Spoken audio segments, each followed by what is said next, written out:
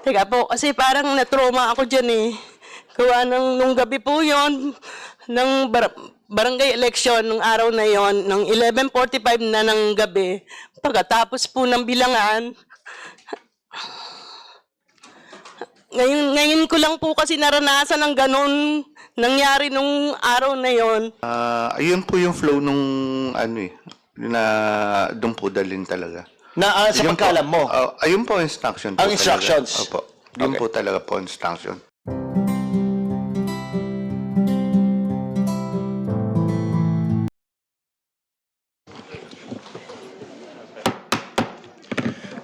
This committee hearing is now resumed. Good morning. Pasensya na po kayo kung medyo na-late kami. We were called by the speaker, so we'll be proceeding. Second item of our agenda is the acknowledgement of members, resource persons, and guests. The COMSEC is hereby directed to acknowledge all the members who are present and the resource persons. Thank you, Your Honor. Good morning to everyone. The following members are present today. Vice Chairperson Romeo M. Acop of the 2nd District of Antipolo City, Vice Chairperson Reynante U. Arrogancia of the 3rd District of Quezon, Honorable Joseph Stephen Caraps Paduano of Party List Abang Lingkod, Honorable Maria Rene Ann Lourdes Matibag of the 1st District of Laguna, Honorable Bonifacio Elbosita of One Rider Party List, and Honorable Jonathan Keith T. Flores of the 2nd District of Bukidnon. The resource persons present today are the following. From the National Police Commission, Commissioner Ricardo P. Bernabe III, Commissioner Edilberto D.C. Leonardo, and Director Owen De Luna of NAPOLCOM 4A. From the Commission on Elections, Attorney Rafael B. Olaño, Deputy Executive Director for Operations. From Region 4A, Acting Regional Election Director, Attorney Alan S. Enriquez. And the Provincial Election Supervisor for Quezon, Attorney Ana May A. Barbacena. From the Department of Education, the Schools Division Superintendent for Lucena City, Dr. Susan Oribiana. And Assistant Schools Division Superintendent for Quezon, Ms. Venus Balmedina.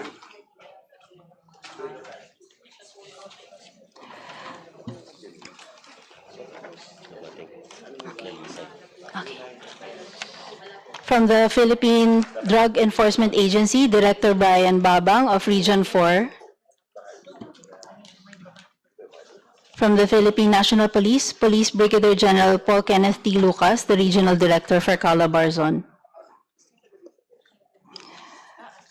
Also from the Philippine National Police are representatives from the Quezon Police Provincial Office, Lucena Component City Police Station, San Juan Municipal Police Station, Batangas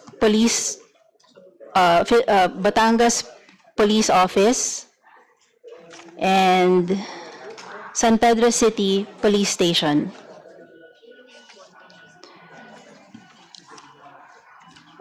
We also have the Barangay Captain of Barangay San Antonio, San Pedro City, Barangay Captain Eugenio Inyon Jr., and Barangay Administrator Josie Pama.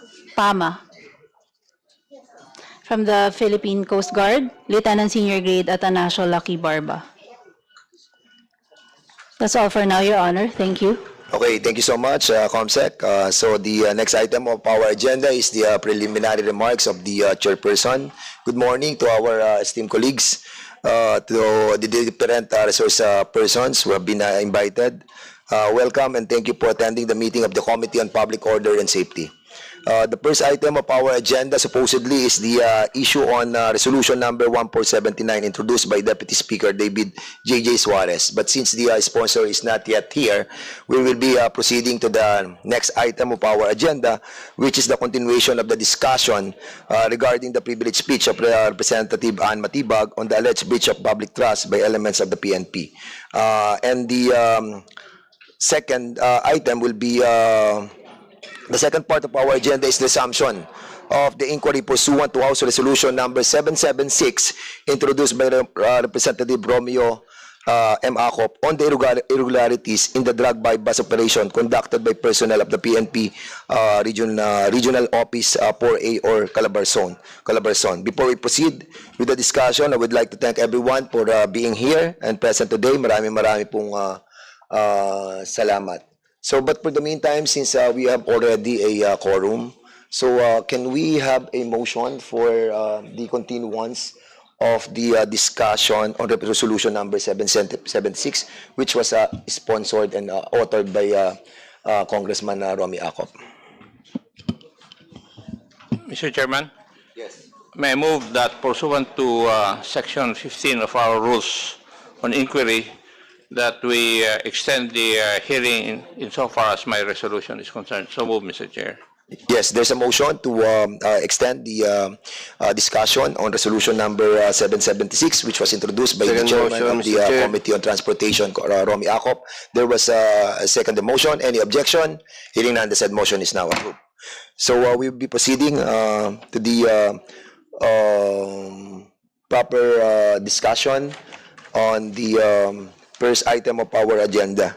But before the chair recognizes the gentlewoman from San Pedro, the chair would like to discuss this about the Lucena City to, no? No. The second.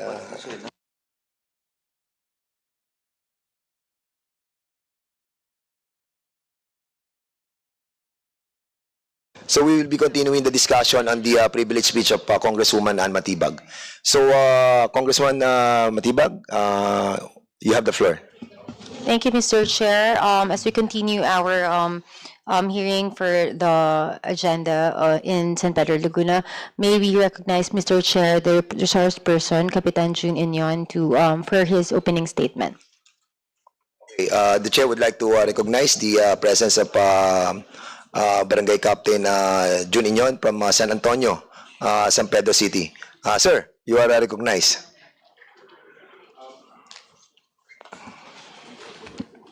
Hello. Yan. Mr. Chair, can we have Oh yes, sworn of? we have to take the oath of those first time that attended this committee hearing. To all those who have been invited for the first time in this committee hearing, please stand up to take their oath. The COMSEC is hereby directed to take the oath of all these resource speakers who have been invited today.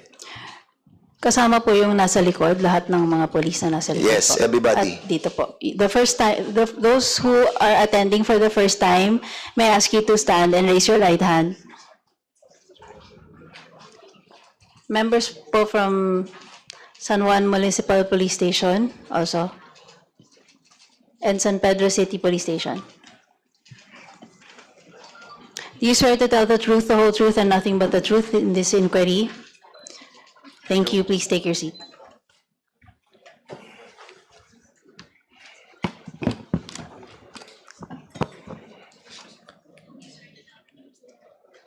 Mr. Chair, Okay, so yeah. Captain June Inyon, you can now proceed, please. Honorable Congressman Dan Fernandez, Chairman of this committee, Congressman Romeo Acop, Vice Chairman, Congressman Bosita, Congressman Suarez, Congresswoman Ann Matibag, kapwa ko mga public servants na nandito, mga kababayan ko sa San Pedro City, Laguna, at sa mga nakikinig at nanonood ng pagdinig na ito, magandang umaga po sa ating lahat. Today, I stand before this committee not only as a punong barangay of San Antonio, San Pedro City, but also as a voice for the countless barangay officials who find themselves entangled in a web of political persecution from their city and municipal leaderships. The barangay, the basic fiber of our local government, is meant to be a beacon of impartiality. And the primary duty is to deliver public service where the need of the people is immediately addressed. In doing so, the law shields the barangay and its officials from any political agenda that the higher officials of the local governments may apply. This is the reason why there are no party affiliations for barangay officials. As humble servants of the people, we are duty-bound to uphold the principles of democracy and swore an oath to ensure that our actions must at all times be accountable directly to the people and not to any other officers of the local government. In the privileged speech of Honorable Congresswoman Ann Matibag, she mentioned 4 instances where the police officers used their power in a despotic and arbitrary manner. It is with a heavy heart to recount those instances. 3 out of the 4 instances were made against my person, either personally or politically, with the local police force at the helm of these injustice. As a brief background, it is on record that I have been an ally of the police when it comes to fighting crime in our jurisdiction. They have known me for more than a decade in fighting hand in hand against criminals. I have maintained a good track record in our city and have given support personally or otherwise to the drive in keeping our city safe and maintaining our peace and order situation. Going back to the 3 items in the privileged speech of Congresswoman Matibag, on the night of October 30, 2023, the BSKE elections, 3 jeepneys carrying sealed ballot boxes were en route to the canvassing center. The convoy vehicles was escorted by the PNP officers. One of the police officers who was escorting the ballot boxes attempted to mislead the convoy by going to the direction of the City Hall and not the canvassing center. This happened to be my barangay, Barangay San Antonio. This incident was witnessed by countless individuals, including teachers, COMELEC personnel, watchers, and barangay officers.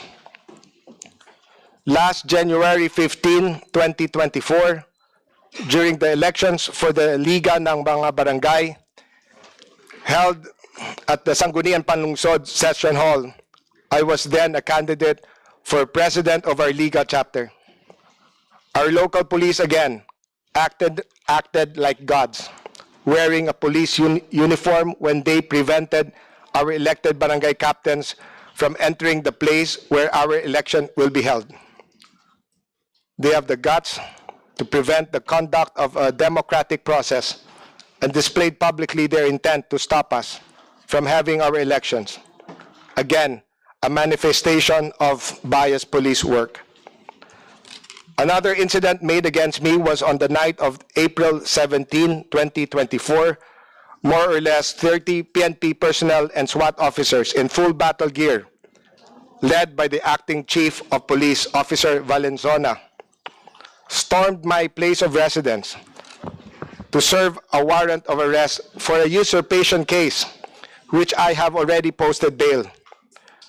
To reiterate, the case is a non-violent crime, which was filed by some barangay kagawad during the heat of the 2023 BSKE elections.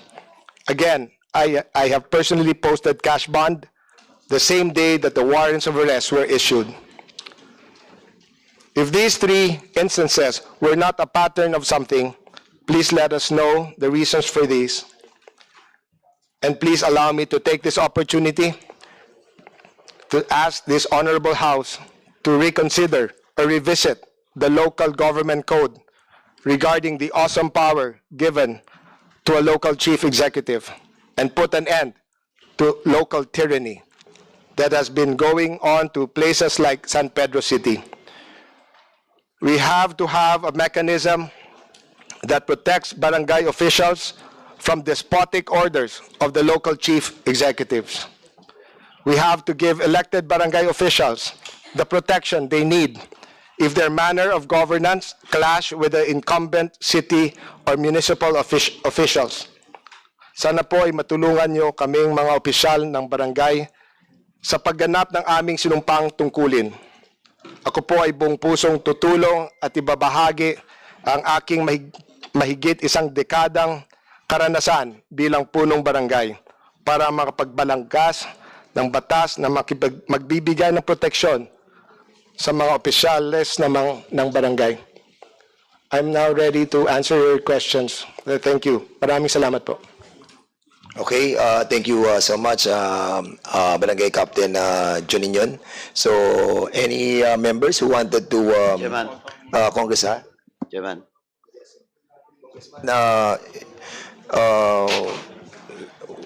We'll be allowing first Congressman Paduano to say something, and then we'll be recognizing Congresswoman Matibag. So go ahead. Ano lang, Mr. Chairman, admin lang.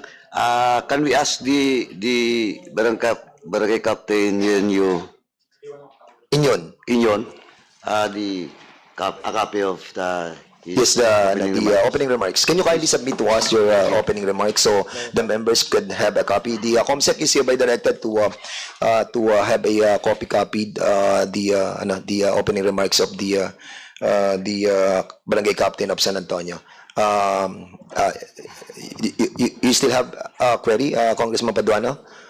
If none, we will be asking Congresswoman Matibag to proceed. Go ahead, Congresswoman Matibag. Mr. Chair, Yes, Congressman Ako, please. with the indulgence of the Honorable Matibag, in the last hearing, there were certain deliverables asked by the committee to be submitted by the resource persons. Deliverables. May I know if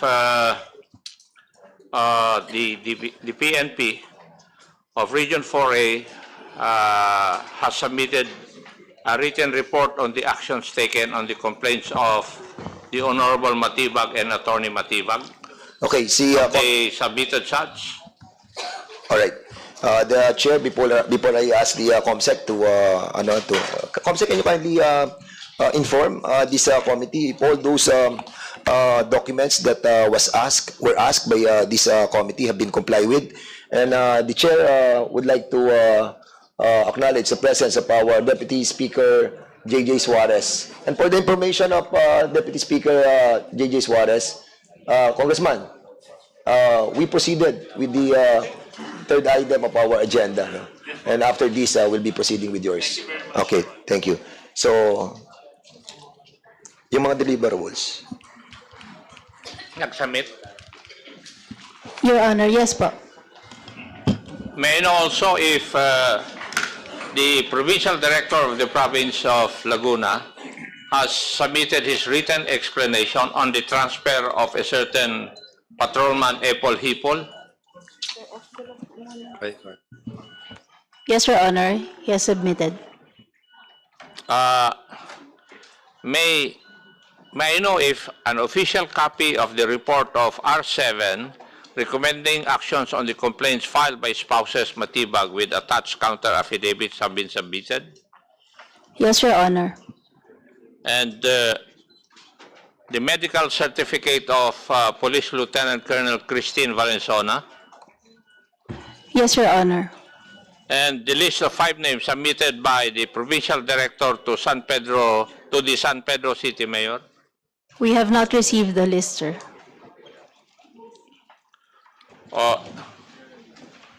The PD of Laguna. PD Uno, you are recognized. Why you haven't submitted the required documents that was asked during the last hearing?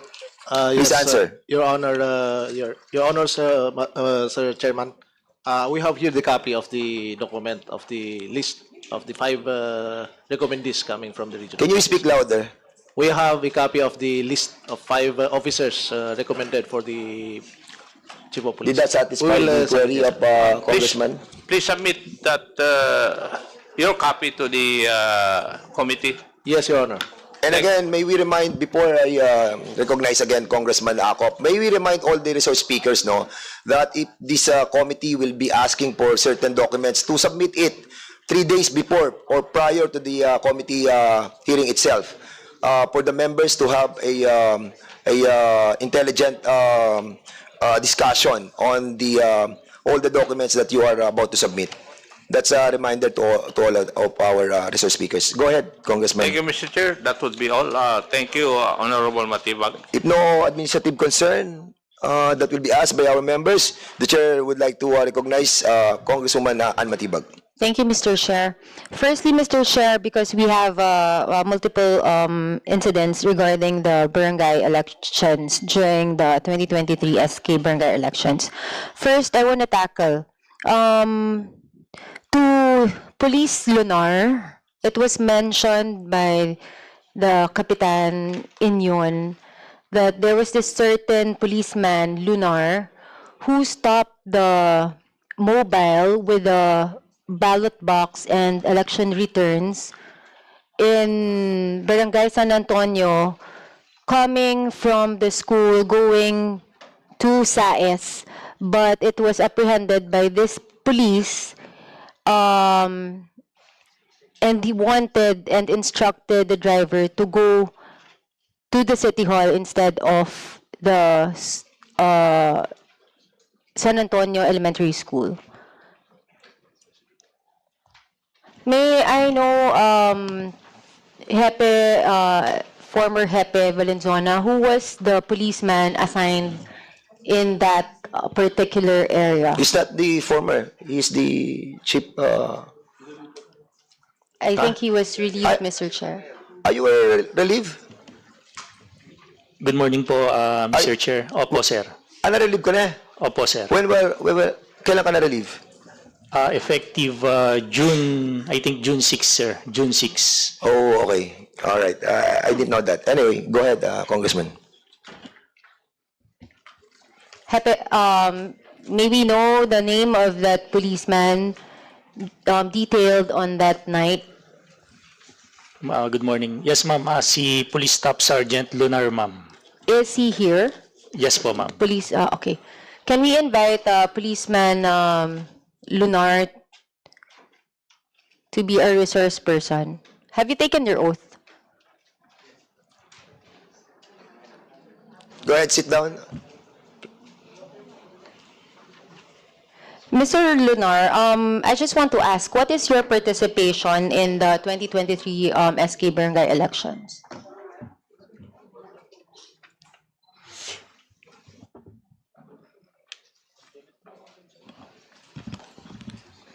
Your Honor, mag-security po ng mga ballot boxes. Can you narrate what happened to the issue raised by the people from Barangay San Antonio from that moment that they are on their way to the school and you apprehended them? And I think, Mr. Chair, there was actually a viral video on this. Ganito po yung nangyari doon. After na matapos po yung bilangan, dadalhin na po namin yung mga ballot boxes kasi ang sabi po sa Treasury Office po.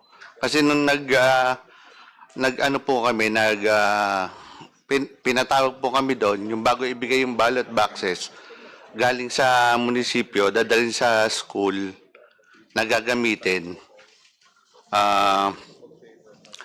Nagkaroon po doon ng pinatawag po kami ni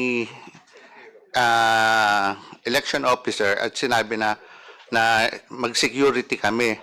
At pagkatapos po na madala sa school at pagbalik, doon po dadalhin sa Treasury Office yung pagkatapos po.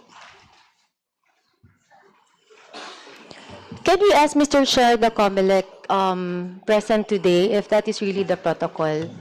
We have invited the COMELEC city election officer, Ms. Attorney Alan, di ba? We have invited him or her. Who is the election officer of San Pedro? Good morning, Your Honor. The election officer of San Pedro City is not present at the moment, sir. Have we invited the election officer? Was there a motion for the invitation, or we haven't invited? No, We did have not. not. So okay. All right. Maybe Mr. Alan Enriquez have the power to answer all the queries. being the regional director. Kasi directly, hindi mo alam eh, no? Yes, Your Honor. It is within the discretion of the election officer if he or she thinks that the assistance of the PNP is needed in transporting election paraphernalia. Okay, was there a what do you call that? A reported incident? Yes, Mr. Chair. Actually, one of the barangay official named Josie Pama is actually here, and we invited her to be the resource person. So maybe we can invite also Miss Josie to sit down and explain and narrate what happened. Where is she? Can we invite the resource speaker to sit in front?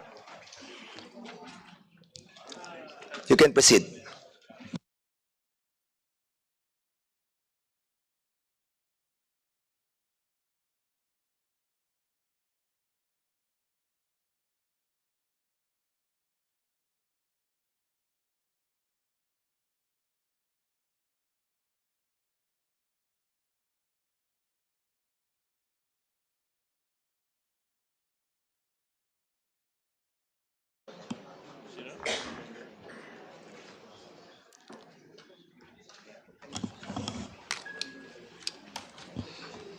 Mr. Chair, I want to ask if Ms. Barangay Administrator Josie Pama has taken her oath.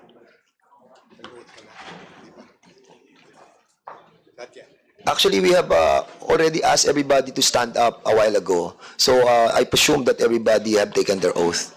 So have you taken your oath? Hindi ka tumayo kanina? Hindi. Oh, sige, you stand up. So take the oath of the resource. Please raise your right hand. Do you swear to tell the truth, the whole truth, and nothing but the truth in this inquiry? Thank you. Please take your seat. Okay.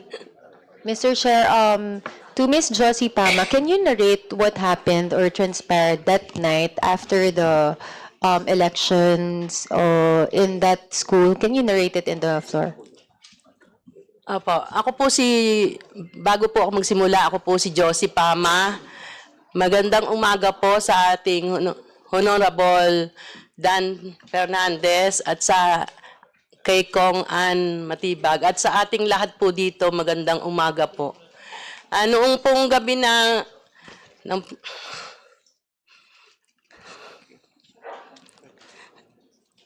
Teka po, kasi parang na-trauma ako dyan eh. Gawa nung gabi po yon ng barangay election, nung araw na yon, ng 11:45 na ng gabi, pagkatapos po ng bilangan,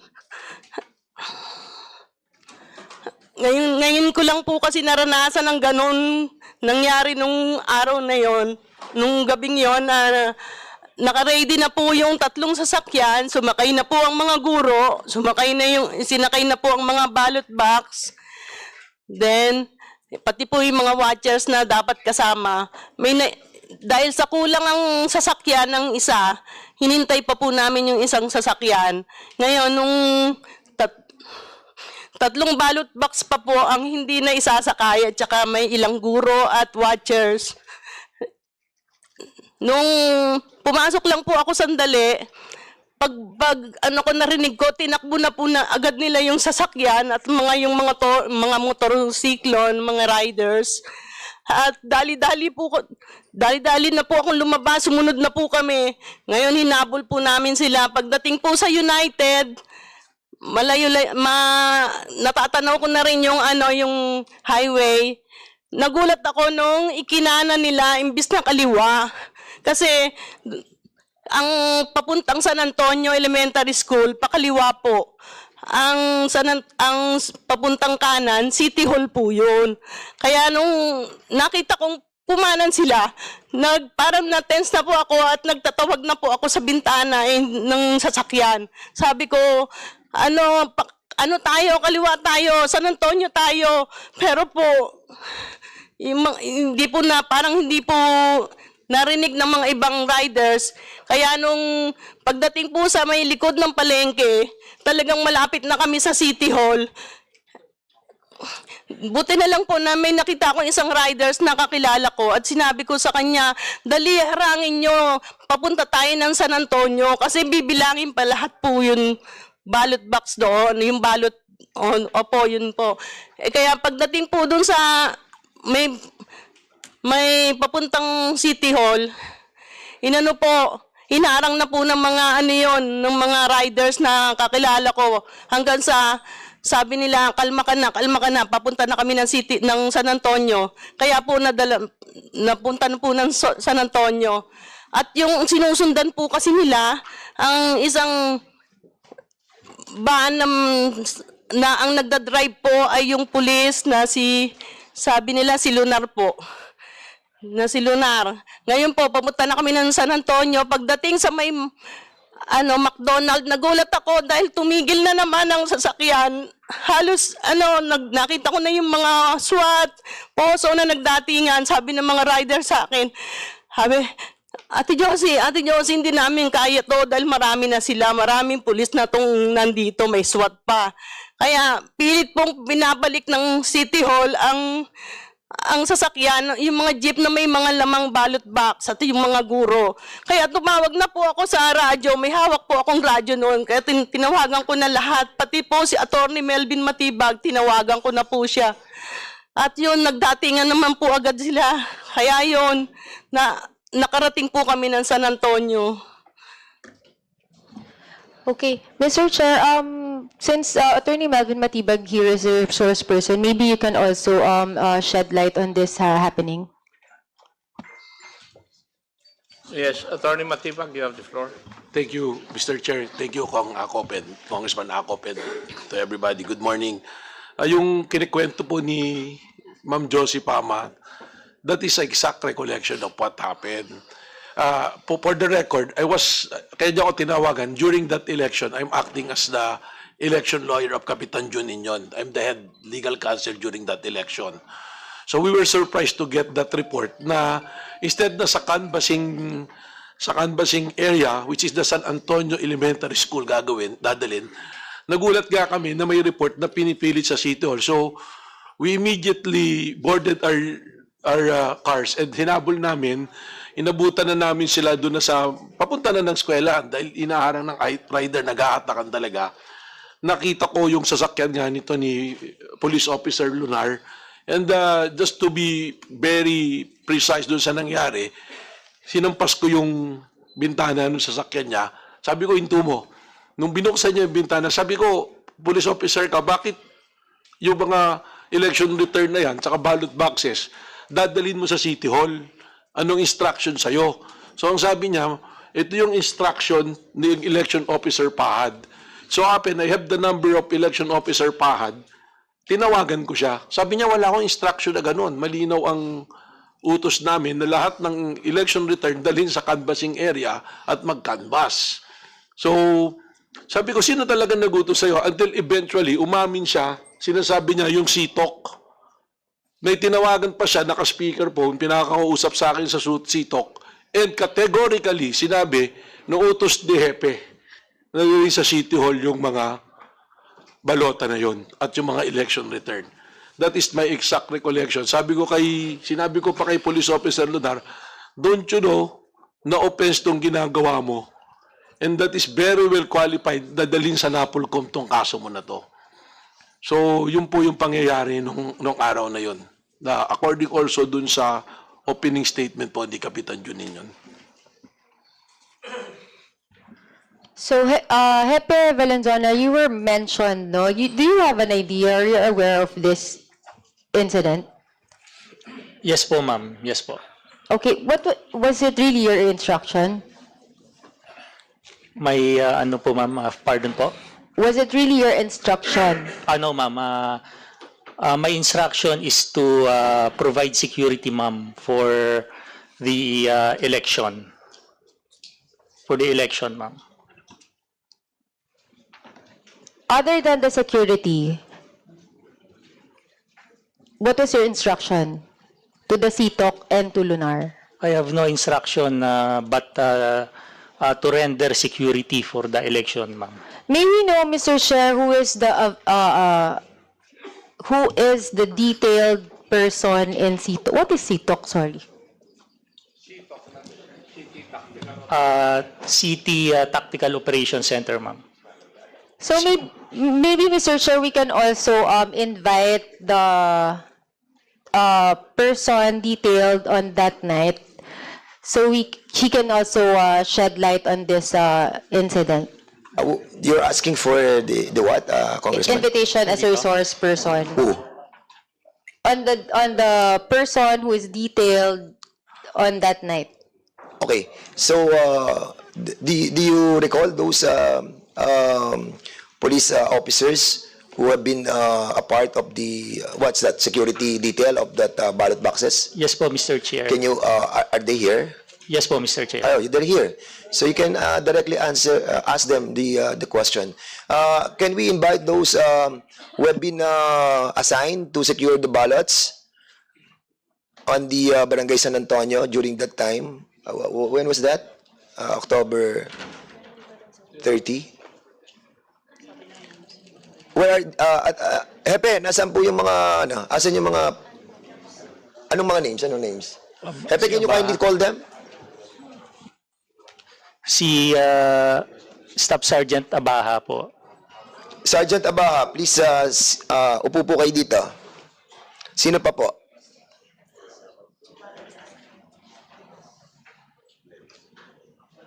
Who else? Chief, sino pa? Siya ba yung pinaka-head? Siya ang pinaka-head? Siya po yung Pinaka-head? pinaka-duty, Mr. Chair po. Duty officer. Duty officer for CTOC during that. That is manning that transportation of that ballot boxes. No po, Mr. Chair, is the duty personnel for Duty personnel. But who were the assigned, Police Staff Sergeant Lunar, sir. Is he here? Yes, sir. Okay. Sige, go ahead. You can ask questions. So, to Mr. Lunar, sino yung kausap mo on that night? Bakit dinediretso mo yung tatlong jeep going to a different direction instead sa SAES? Your Honor, ang kausap ko po si Police Corporal Abaha po. Tinanong ko po sa kanya kung saan dadalhin yung mga ballot boxes.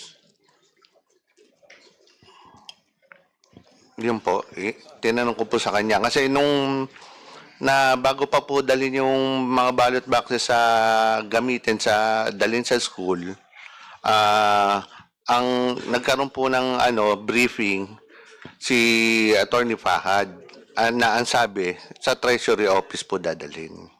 Kaya, nung pabalik na po, tinanong ko uli, tumawag po uli ako sa to. Kasi, bago po dumaan na Garcia, bago sa may station namin, hinarang na po ako doon. Sa may station sa harap po. Kaya, tumawag po uli ako sa kanya para i-confirm saan po talaga dadalhin yung ballot boxes. Kaya, pagdating po doon sa harap ng station, doon yung dating katabi na landmark, binuwelta ko na po, papunta na nga po doon sa Cambasing po, sa elementary school ng San Antonio. Mr. Chair, you want to interject? Yes, with the indulgence of Congressman Matibag. Kit Flores, you are recognized. Thank you, Mr. Chair. Sergeant Lunar, Apo. were you given instructions prior to the conduct of the elections kung ano ang ruta or saan dadalhin yung mga election returns or the materials that were to be brought? Opo. Saan ang instructions? Dalhin lang po sa school. Sa school? Sa school po. Dali yung mga balota, pati para pernalias na gagamitin And po. sino ang nagbigay na instructions sa inyo? Si Attorney Fahad po. Okay, so Nagkaroon Comelec. po kami ng briefing sa munisipyo bago po dalhin sa school. Okay, now, ano yan? Dalhin muna sa munisipyo bago dalhin sa? Hindi, bago po dalhin sa school, nagkaroon po ng briefing sa munisipyo. Okay nga. So, but the directions that were given to you by the persons of the COMELEC was to bring it to the school for canvassing, correct? Tama ba? Opo. Tama, okay. Opo. Now, if yan ang instructions sa inyo, bakit why was the car going to a different direction? Sir, kasi po bago pa po election, dadalhin muna po yung mga gagamitin sa school. Kaya dinala sa school po sa Okay, sa after the Adelina. elections, after you gather it, is it after the elections ba? After? Tapos pagkatapos po ng election, dadalhin na po sa Treasury Office po.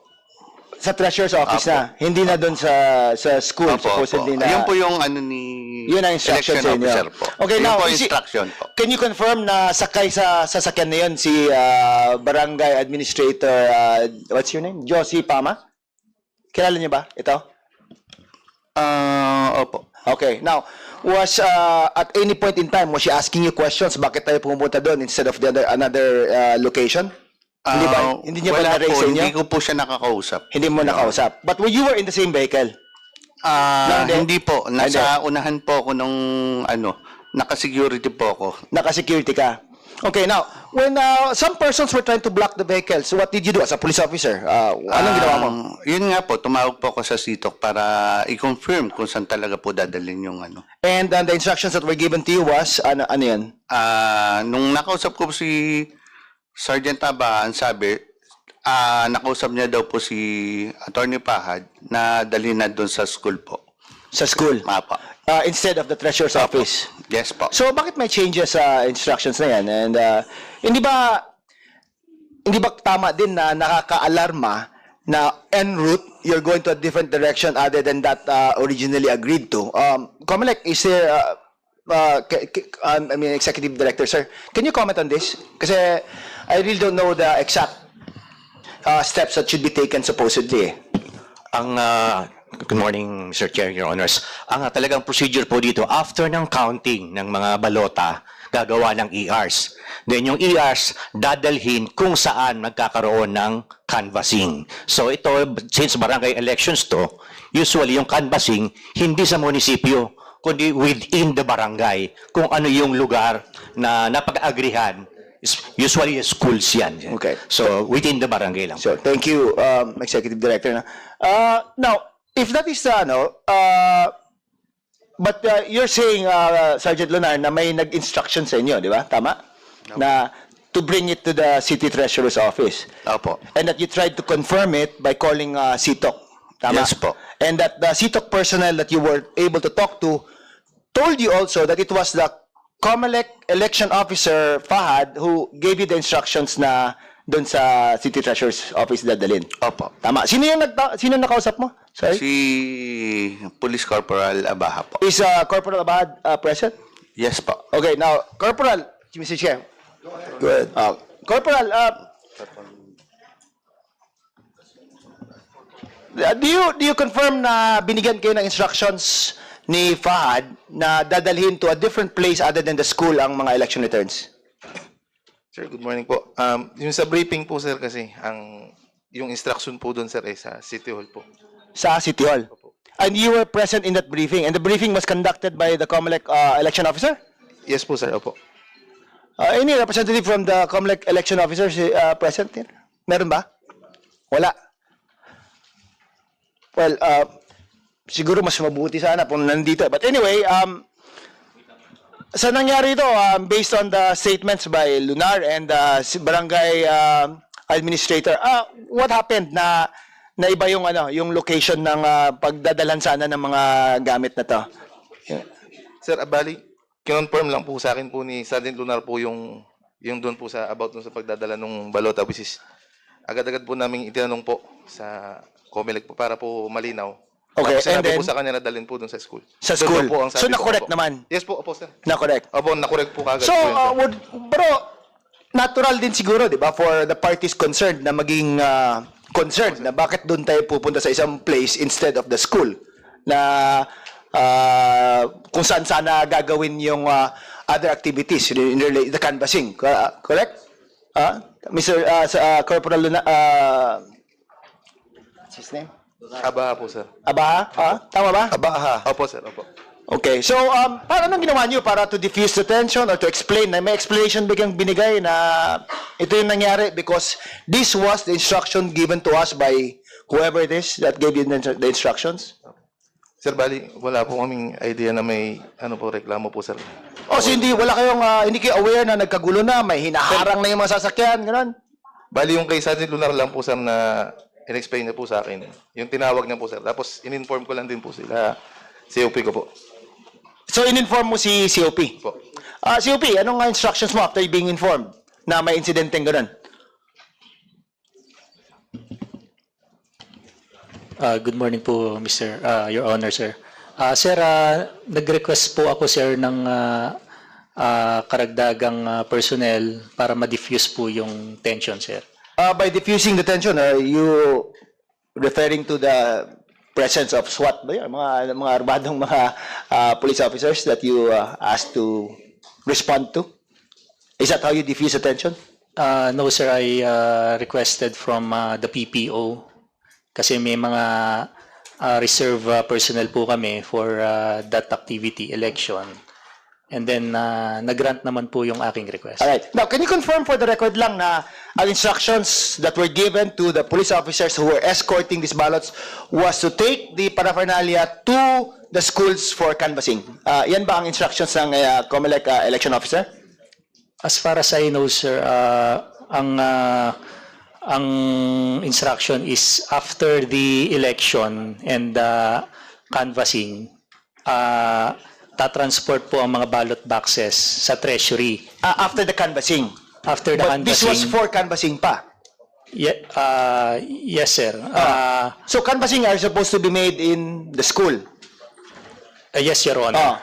Tapos, why were they not going to the school?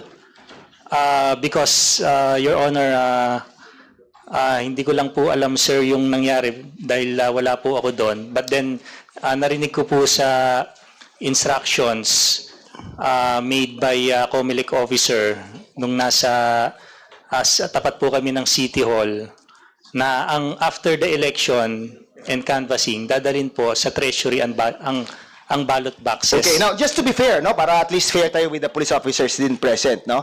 Do you think that there was some form of confusion given by the conflicting instructions coming from the COMELEC election officer? Nagkulang ba si COMELEC election officer para explain sa inyo what to do on a step-by-step basis siguro? Nagkulang ba? Hindi ko lang po masabi, Your Honor, but then kasi po dun sa San Antonio, we have, sa San Pedro, we have 25 polling precincts. Right. And yung each polling precinct, after the election na mangyayari po doon, ang instruction po, dadalhin yung ballot boxes sa treasury. But then... but before the elections, there were instructions given, correct? Everyone was briefed, supposedly. I assume na everyone was briefed. Tama? Yes po, Your Okay, Honor. Sergeant Lunar, saan ba nanggaling yung confusion? Sa where to go, what to bring, and where to bring it? Where is the siguro pagkukulang in properly informing you on what to do and where to go? Ayun po yung flow nung na doon po dalhin talaga. Na sa pagkaalam mo? Ayun po instruction po. Ang instructions? Talaga. Opo. Yun po talaga po instruction. Thank you, Mr. Chair. Kasi may tanong ako doon. Excuse me. The Chair would like to acknowledge the presence of our good friend, Congressman and Chairman Robert Ace Barbers. Sir, you are welcome. Di ba, para kanina kasi may nadinig ako na papunta ng City Hall, kasi particular ako dyan, I've been a congressman for that area for 9 years. So, from the election area, pakaliwa, City Hall. Pakaliwa, papunta ng, pakanan, papunta ng school, correct? Pakanan po pa City Hall, pakaliwa po pa San Antonio. Okay, pakanan ang papunta ng City Hall, pakaliwa, papunta ng, ng school. So, from that moment, that you have decided to turn right, how many minutes away saka kayo nagkaroon ng apprehension doon? How many minutes? Wala pa pong 1 minute yun kasi katabi lang po police station namin eh. Halos katabi lang po. So from the moment that you have decided that you were going to turn right, nag-stop po kagad ako doon sa may harap po ng police station. And then from that moment that you were stopped, then nagkaroon na doon ng commotion. Opo, hinarang nga po ako doon. And then tumawag po ako sa Sitok na sinabi ko na gano'n. Sabi niya, hindi, dali mo sa school. Kaya ibinuelta ko na. And who told you that? The head of the Si ano po, yung tactical po. Okay. Apo, si Abaha. Si Abaha po tinawagan. So from that moment that you learned that the officer on duty told you that mali, bumalik kayo. Opo, binelta ko na kagad po yung sasakyan ko, kasunod na po yung mga... Will you confirm this? No? Kasi I'm not in the position to, no? Yes. I'm just trying to relate. Kasi parang familiar ako doon sa area. I've been a congressman for so long. So, alam ko yung kaliwa, alam ko yung kanan, alam ko yung school, alam ko yung city hall. So, from that moment that kumanan, papunta ng city hall, na sinasabi nila is 1 minute. Tapos, you stop.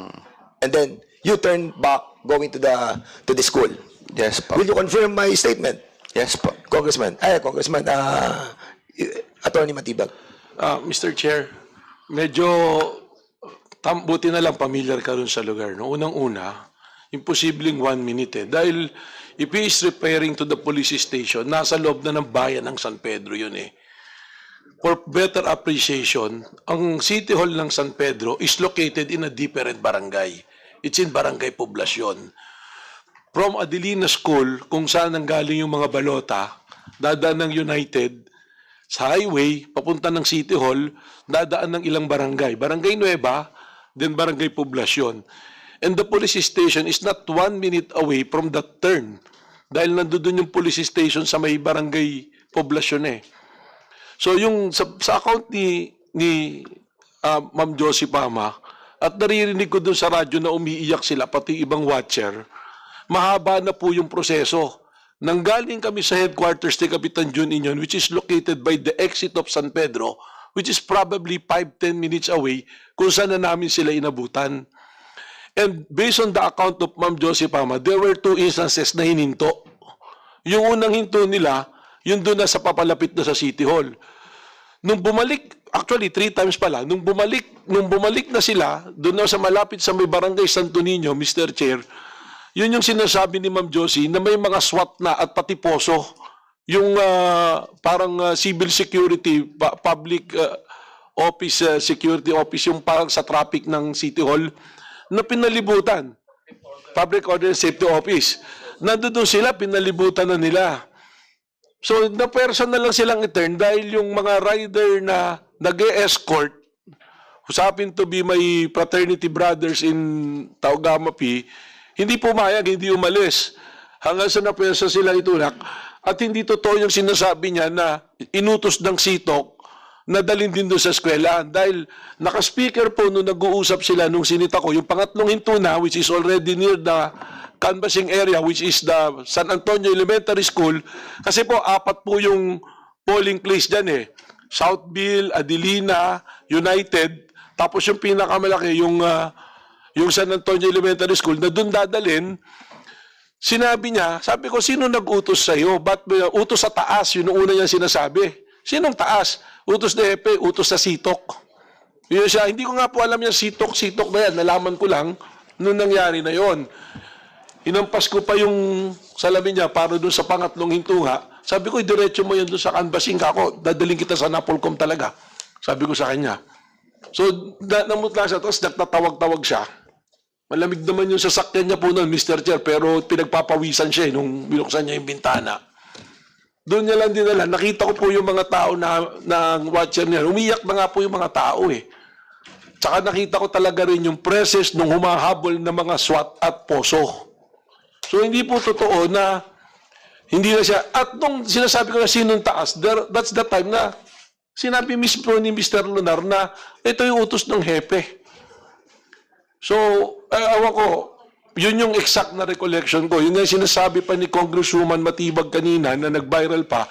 Dahil nung hinato ko yung sasakyan, may nagbibideo sa akin, pinalabas pa na ako pa yung nag-aharas dun sa pulis. Okay. So, thank you so much, Attorney Matibag.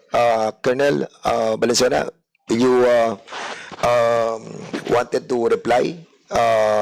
There's this allegation coming from Attorney Matibag that may order ka doon sa SITOC. So, please reply before I recognize Congressman. And may I remind the members, no, hanggang 12 lang po tayo sa isyong to because we have to tackle 4 issues on today's hearing. And I'm allotting 2 hours on each issue. And I hope that we'll be wrapping up the issue on this within an hour. And then we'll proceed to the issue of Deputy Speaker J.J. Suarez. Go ahead. Mr. Chair, yung information, sir, na ay instructed na yung yung ballot boxes ay dalhin sa Treasury, wala po akong kapangyarihan para gawin po yun, Mr. Chair, because it is the COMELEC who has the authority. And ang responsibility lang po namin doon is to secure. Kaya nga po tumawag si Sergeant Lunar kay CITOC para mai-confirm sa COMELEC po nga yun po ang ginawa ng CITOC. Tumawag po siya sa COMELEC. And then after that, the CITOC informed me. So then I requested additional personnel, yung mga reserve po namin during that early morning.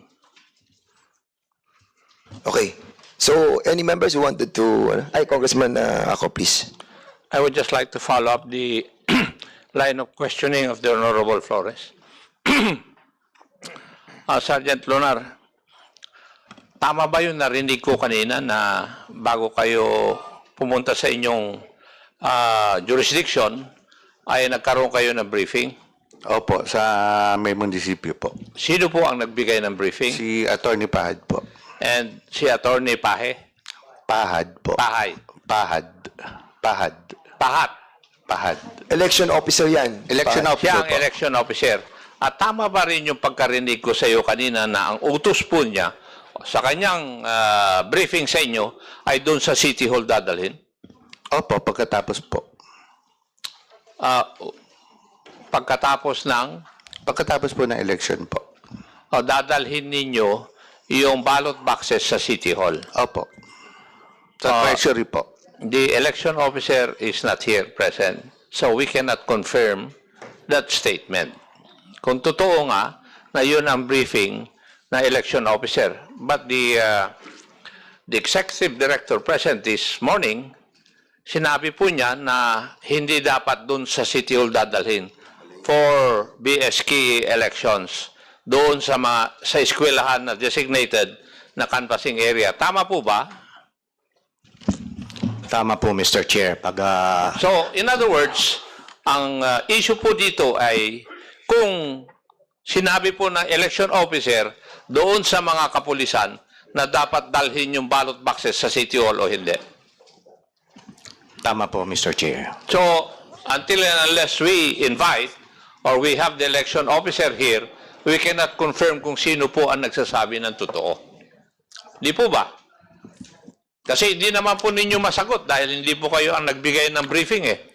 Tama po, Mr. Chair. So, yun po yung issue. Hindi po kahit magdebate po tayo dito ng ilang oras, hindi po natin masesettle tong issue na ito until and unless nandito po yung election officer.